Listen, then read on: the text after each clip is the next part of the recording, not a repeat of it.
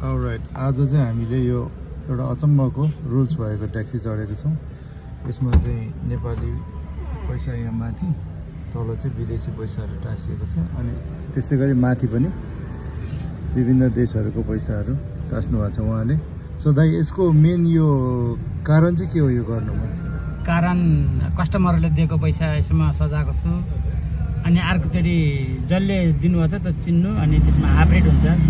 तपाईँ अनलाइनमा बोलाउनु भयो भने दाइ मैले दिएको पैसा भनेर चिन्नु भयो भने 500 उठेछ भने 250 मा म लगिदिउँला। त्यति मात्र दिँदा भयो? हजुर भयो। अनि गाडीको नाम चाहिँ कहाँ भेटिएला है? कहाँ भेटिएला।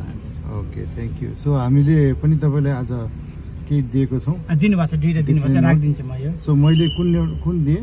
यो एउटा डलर दिनुभएको छ, अमेरिकन डलर मैले दिएँ भने 10 भाट चाहिँ हाम्रो सिद्धार्थ भाइले दिएको छ। अलराइट ल थ्याङ्क यू।